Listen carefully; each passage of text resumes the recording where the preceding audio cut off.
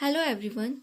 In this video, I am going to explain you about the types of control unit, that is hardware control unit and microprogrammed control unit. First, what is a control unit? A control unit is a brain of CPU. It controls all the operations inside a computer. It tells memory what to do, ALU what to calculate, and registers when to load data. So, there are two types of control units. First, hardwired control unit.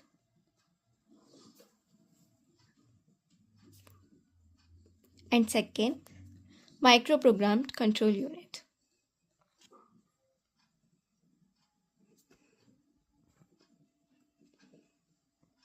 Now before hardwired control unit, first have to understand what are instruction cycles.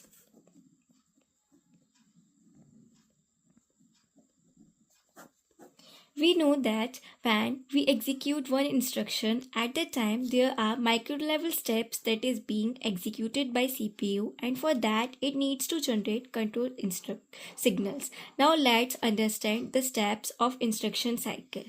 In instruction cycle, every instruction starts with a fetch. A fetch involves the transfer of memory address from RAM to instruction register. These involves the steps. First, the value of PC is transferred to MAR and the control signals generated are enable PC and load MAR. This happens at time T0. Second, the memory at MAR is sent to MDR and the control signal generated is read. This happens at time signal 1. Now, the third step involves the content of MDR is transferred finally to instruction register and the control signals generated are enable MDR and load instruction register. This happens at time signal 2. Now, after fetch, if we have to perform the instruction load to accumulator,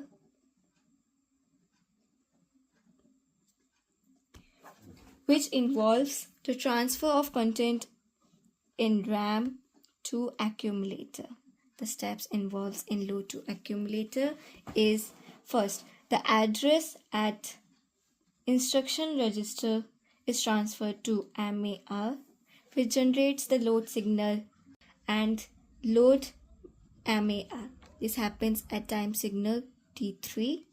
No, second step, the memory address of MAR is transferred to MDR. The control signals generated is read. This happens at time signal 4. Now third, the content of MDR is finally transferred to accumulator. The control signals generated is load accumulator and enable MDR. This happens at 5. Now, if you have to perform the add instruction, which involves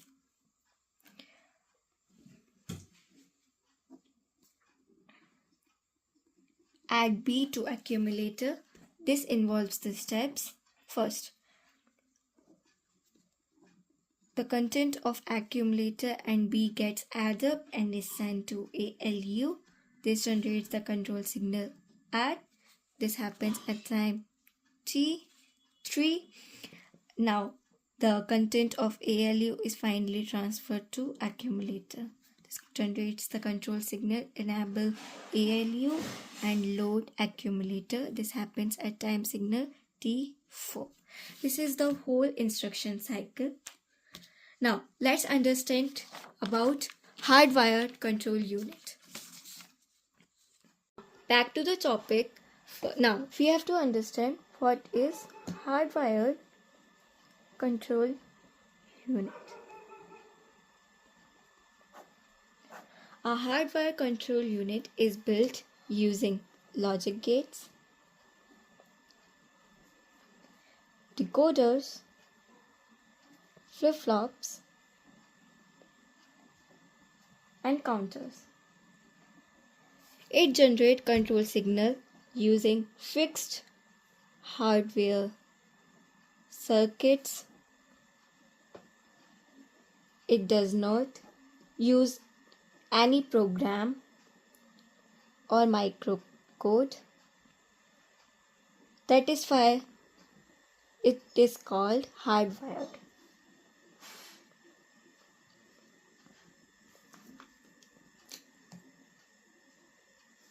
Now, the main components of hardwired control units are: first, instruction register.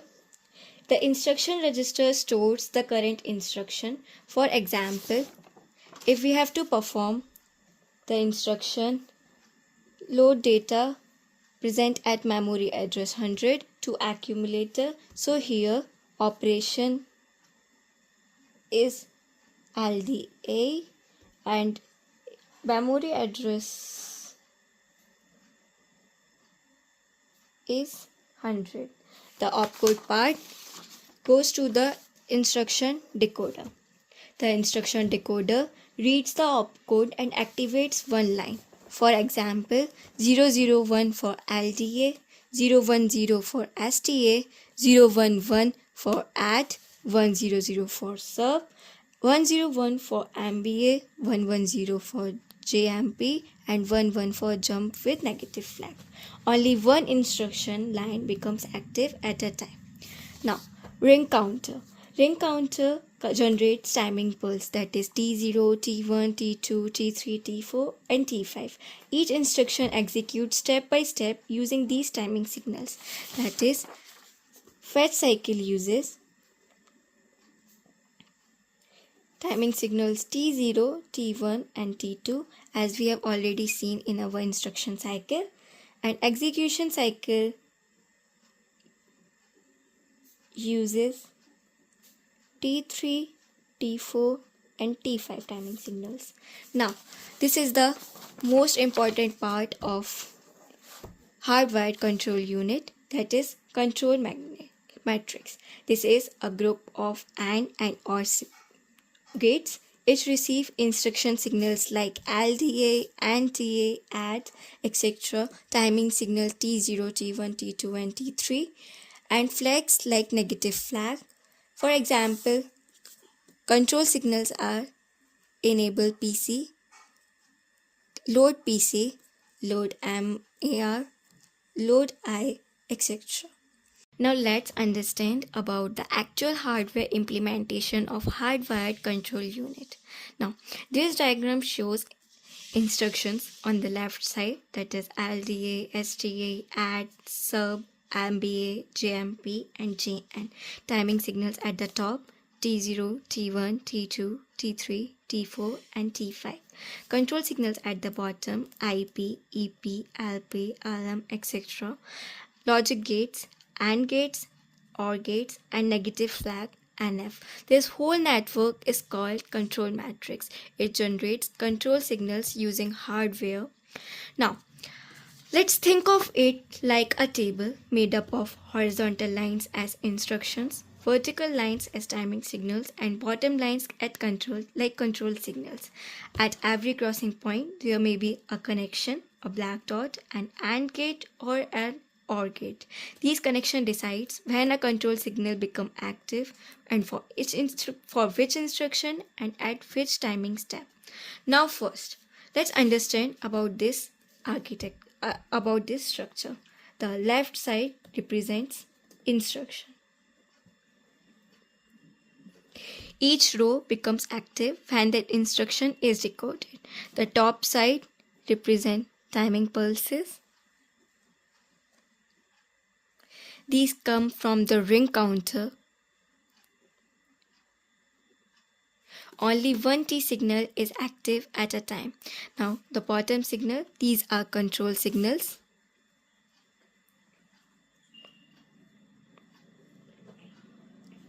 where IP is increment PC, EP is enable PC, LP is load PC, LM is load MAR, etc. These signals actually control hardware. Now, what is happening inside? The control signal is generated like this. Control signal. These are control signals and it is generated using instructions and timing. For example, if we have to generate load accumulator,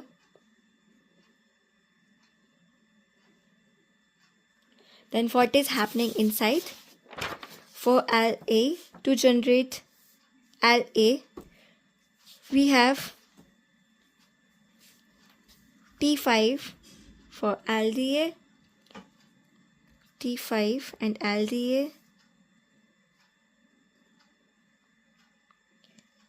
or T4 and add, T4 and add,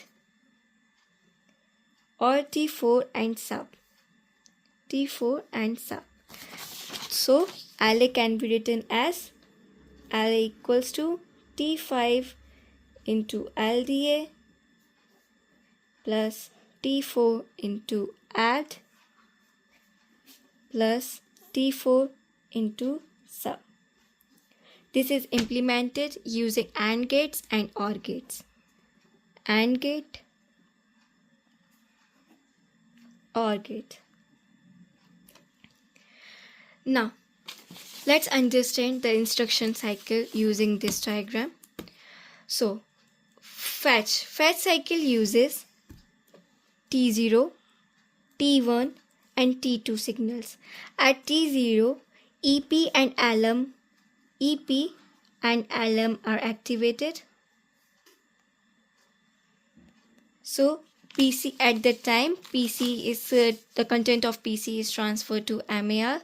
So T0 line connects to EP and LM. At T1, R is active. T1, R is active for fetch.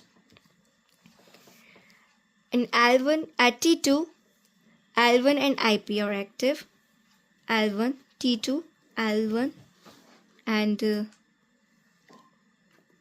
IP are active for fetch.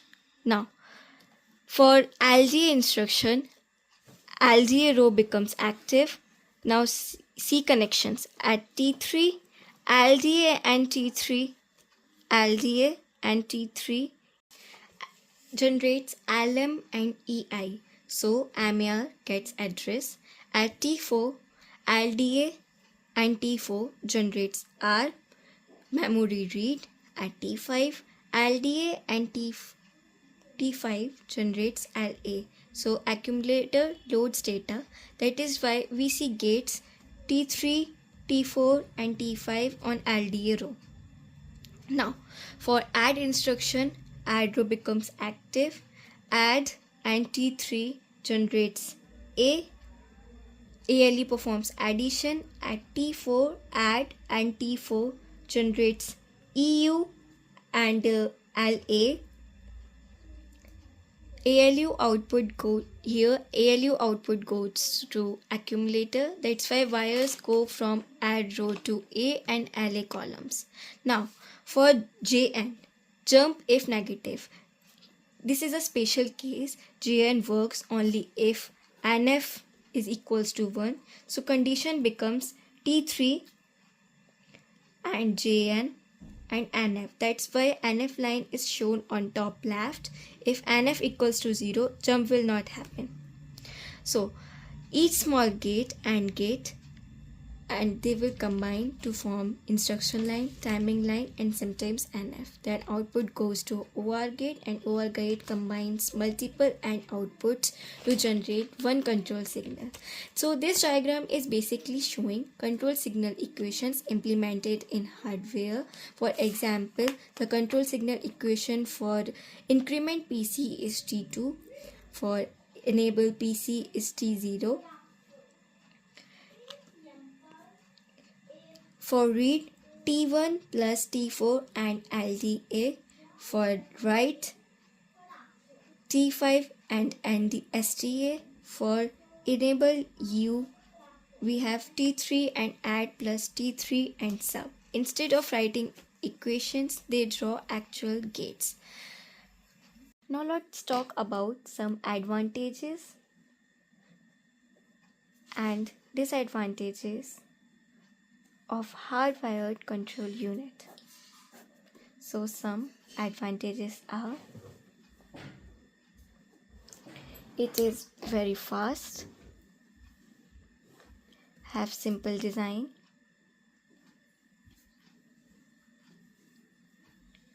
and required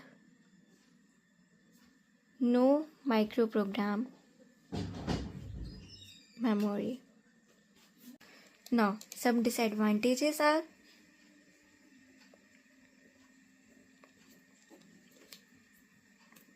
it is very hard to modify, complex for large instruction sets,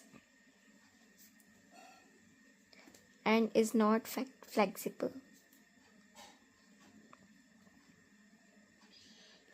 Now let's talk about second type of control memory unit, that is microprogrammed memory unit. Now let's talk about microprogrammed control unit. A microprogrammed control unit is a control unit that generates control signals using a program stored in a memory.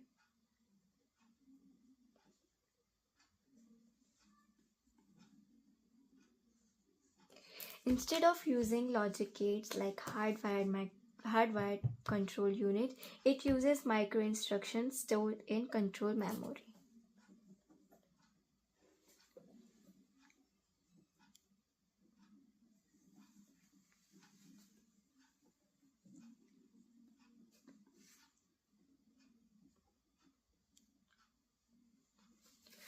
Now, why it is called microprogram? Because each machine instruction like LD. Now let's talk about why do we need microprogrammed control. In hardwired control unit, control signals are generated using logic gates. If we want to add new signal, we must change hardware. Design becomes very complex for large instruction set. So they introduced microprogrammed control unit. Instead of designing complex hardware logic, we store control steps in memory. So hardware becomes simple and logic becomes programmable. Now each machine instruction like LDA, add, JMP, JN is divided into small steps called micro operations. For example, LDA may need IR to MAR, or memory address at MAR to MDR, and at last MDR to accumulator. These are the steps involved in LDA, and each of these steps is controlled by micro instruction. So machine instruction becomes sequence of micro instruction. Now let's talk about the main diagram of microprogrammed control unit. It consists of an address, ROM, control memory. Here our control memory size is 32 by 24, microprogram counter, microprogram register, incrementer, multiplexer, select logic, and negative flag. Now, for first, what is a control memory?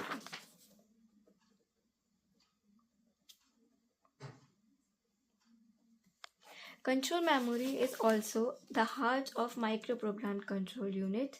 It is a ROM.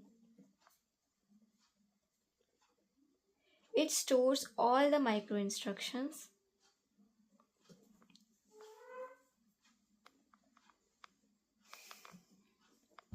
In our diagram, we have 32 by 24 size of control memory, where 32 means 32 micro instructions,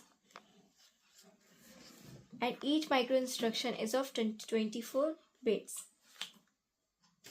Now, each micro instruction contains a 16-bit control word, 1 bit CD, 1 bit MAP, 1 bit halt, and 5 bits of CRJA. Now first, what is a control word? These 16 bits directly activate control signal.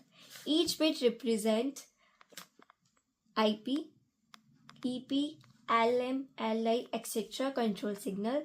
If bit is equals to 1, then that control signal is active, and if bit is equals to 0, then that control signal is inactive. So this 16-bit control actual hardware.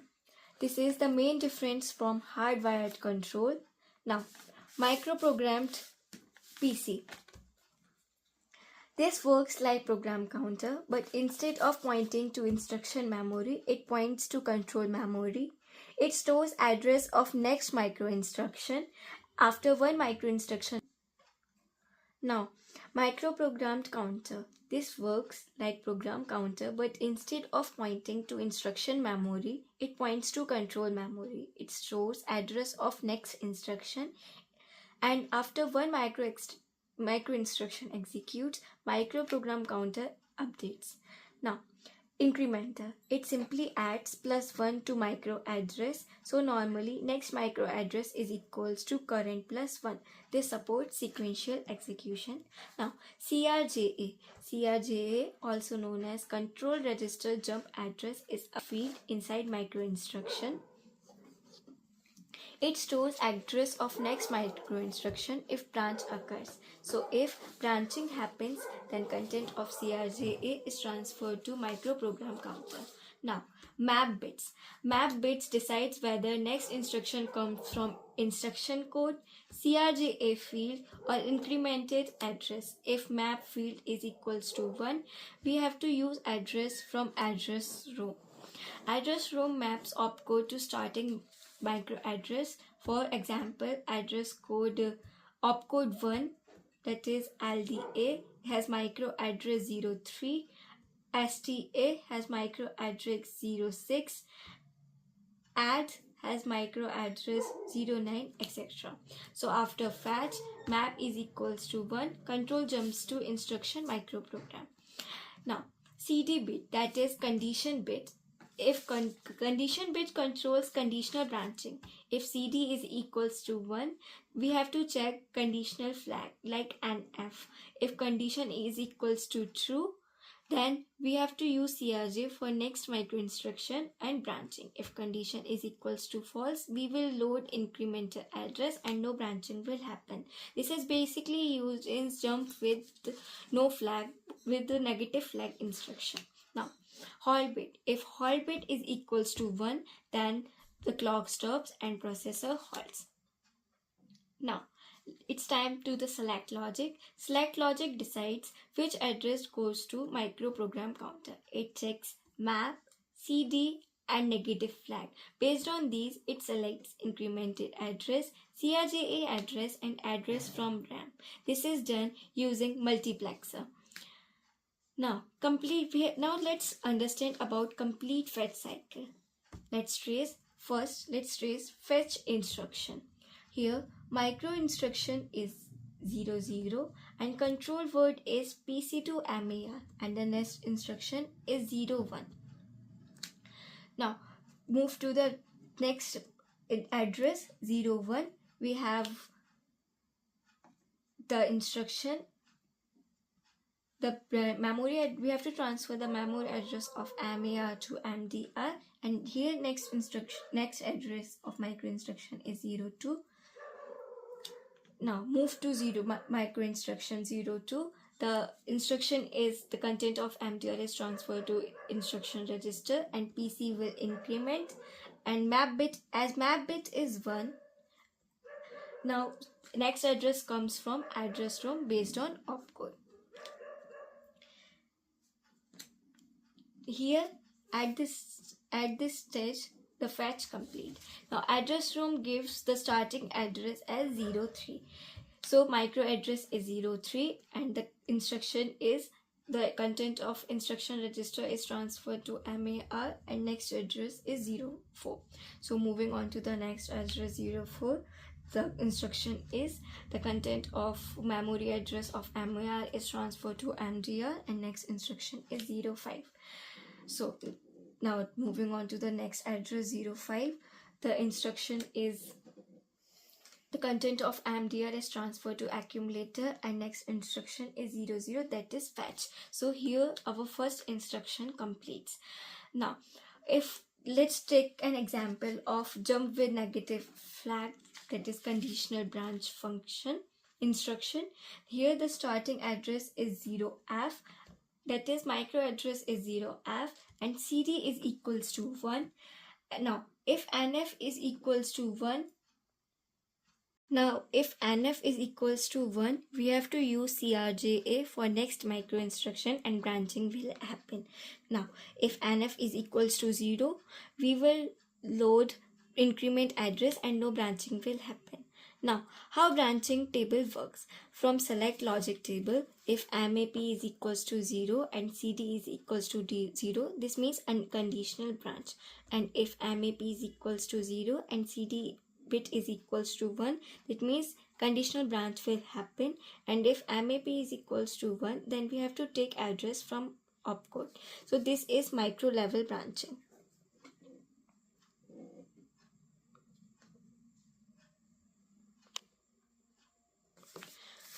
Now let's talk about advantages and disadvantages of microprogrammed control unit. First, advantages are it is easy to modify,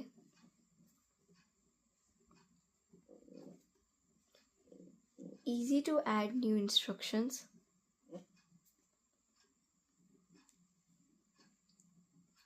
less complex hardware,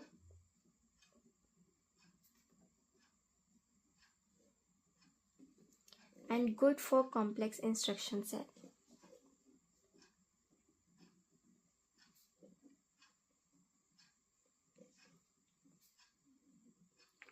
And disadvantages are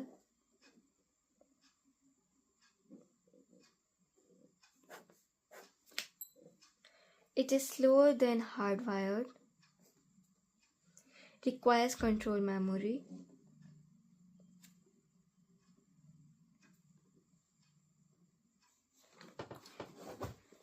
and more micro instruction overhead.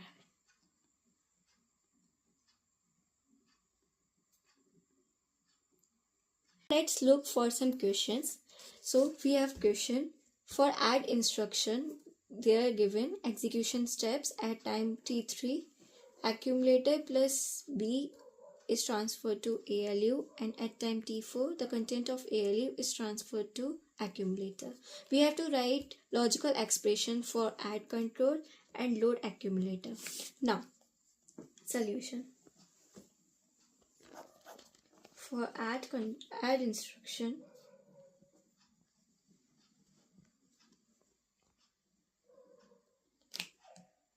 at T3, add control,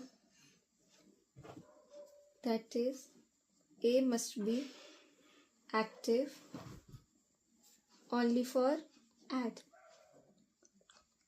So A logical expression for A is equals to T3 and add.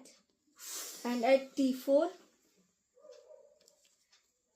LA must be active for add.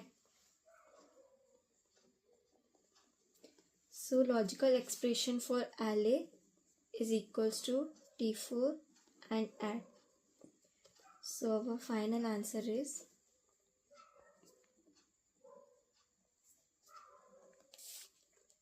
A is equals to T3 and add, and LA is equals to T4 and N.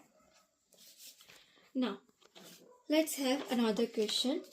In this question, it is asked if instruction Jn executes at T3 only when negative flag is equals to 1. We have to write a logical expression for LP, that is load PC. Now, solution.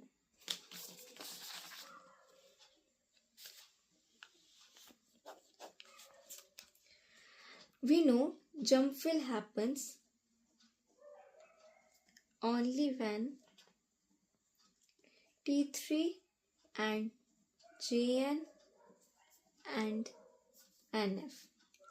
So, the logical equation for LP is equals to T3 and Jn and NF. This is our final answer. So, it is all about microprogrammed and hardwired control unit.